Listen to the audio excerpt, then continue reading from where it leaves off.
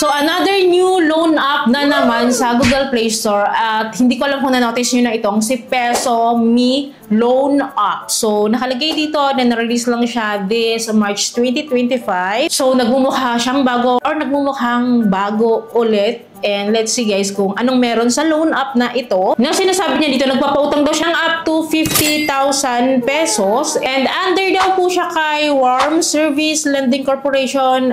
Tinignan ko siya sa SEC website, sa list of recorded online lending platform, wala siya doon. Kaya ba bago? Kaya nga kapag may mga bagong loan app guys, lagi ko pong ina-advise sa inyo na huwag niyo munang i-download. Panoorin niyo po muna yung video ko para kahit paano guys, aware kayo sa nagiging application ko dito at ano po yung i-expect natin sa loan app na ito since bago nga siya or bagong release or bagong palit ng pangalan. So, pag-uusapan natin tong si PesoMe na meron siyang mataas na ratings agad na 4.8 at marami na rin siyang reviews and meron na siyang 10,000 downloads. So, kapag mga ganito po kasi no, possible na nagpalit lang siya ng pangalan. So, malalaman naman natin yan. So, kahit wala siya sa SEC website guys, dinownload ko yung app. Kasi yung mga nasa SEC website niya, kailangan pa natin pag-aralan. What more itong mga hindi registered sa SEC. So, kailangan natin siyang pansinin. In-install ko yung app. So, open natin. And then, may pa-repayment coupon siya dito which is I don't feel the need naman kasi wala pa nga no? So, yun, in-exit ko siya. So, meron nga siyang maximum credit limit of 50,000 pesos and wala naman siya masyadong details dito sa dashboard. So, applyan na natin. Click natin tong apply now. And then, here po, I need to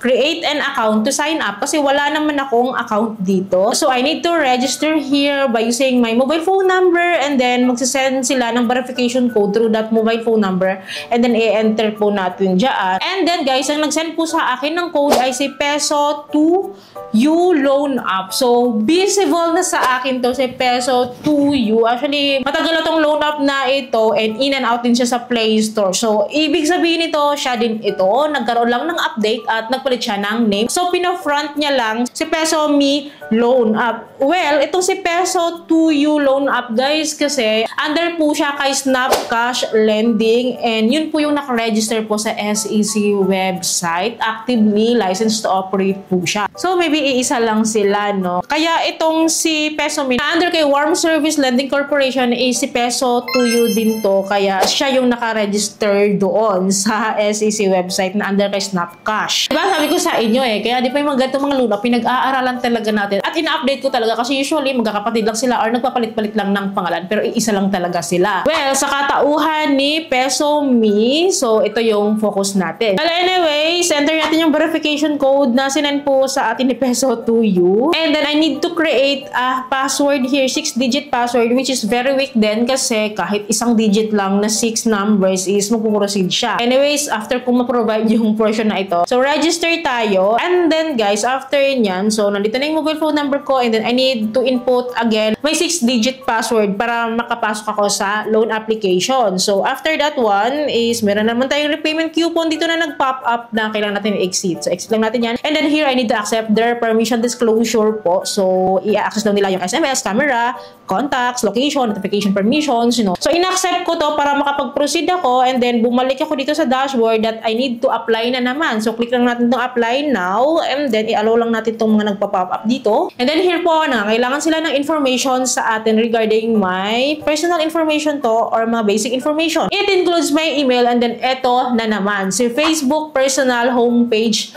link. Link talaga yung hinihingi nila dahil. And then optional na si Viber or Messenger and then si backup phone number optional na sila. So hindi optional si Facebook personal homepage link. So here po, ipoprovide lang natin yung username. So kung ayaw nyo magbigay, so lagyan nyo na lang ng none or what. Kayo na bahalang dumiskarte sa portion na ito. Then dito sa baba guys, pipila pa natin marital status, number of children, educational background, industry category. Well, dito nga pala sa industry category guys, ito po yung mga in-accept nila. Bumubungad agad si housewife, si student, and then meron din tayong unemployed dito, which is pasok na pasok tayong lahat dito. So pipili daw tayo ng isa dyan. And for me, I choose unemployed. Kasi kahit unemployed or self-employed, wala namang pinagbago. So magpo-provide lang talaga tayo. And then the religion. And then after ito is the address information na. So this one, nangangailangan sila ng ating addresses and residential type, ownership, or residence po. So i-fill up lang natin itong portion na ito and then move on tayo sa next. Which is here po, nagre-require na naman sila ng permission disclosure pa ulit-ulit.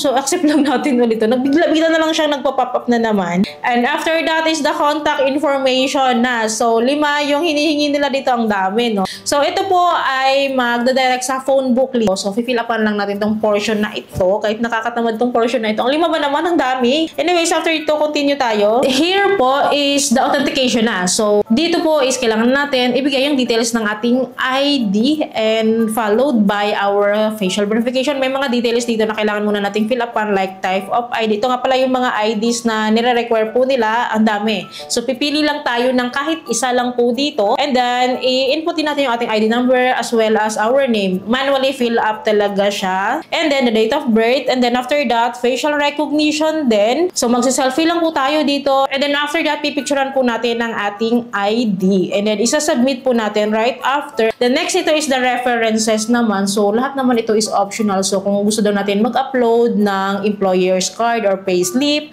other work po to business permit, other business permit, so repayment vouchers of other platforms. So, may mga ganito sila, guys. So, anyways, optional naman siya. We can skip this one. Advantage lang daw na mag-provide tayo nito. Pero ako kasi hindi ako nag-provide kapag optional talaga. Hindi naman siya sa pilitan. So, in-skip ko to. And then, submit natin. And then, here po, guys, reviewing na siya. And then, upon waiting, nakalagay dito, 5-star comment for accelerated review, na kapag kinlik natin yan, madadirect tayo sa Google Play Store at magre-review daw muna tayo bago tayo ma-approve. Para matas daw yung chance na ma-approve daw tayo. Kapag nag-review tayo, sasabi, ano? So, ako kasi hindi ako nagre-review ng ganito. Lalong-lalo na kapag hindi pa ako na-approve at di ko nakita yung aking loan offer talaga. Which is, for a while, guys, binilikan ko yung aking loan offer. Nakita ko na disapprove ako and please try again after 7 days. I don't know bakit nga ako dinis-approve. Ang taray ha, ang higpit ha, legit yan. Na-approve nga ako sa mga legit loan apps. So, ito pa kayong mga ganitong loan app na bago pa lang sila or bagong update pa lang sila. Ang higpit naman. At hindi niya rin pinakita yung kanyang loan details, ano. So, sayang kasi gusto pa naman natin siyang silipin and sige, try natin ulit. I don't know kung okay siya. Well, nagtingin ako sa review sa Google Play Store, guys, and nagtingnan ko yung mga legit talaga na naka-experience. No? Kasi ang dami ditong mga parang parang mahalimuyak lang na review. Parang for the accelerated review lang talaga. Anyways, may nag-review dito. This May lang din naman. Don't download this app. I approve 1,000 loan.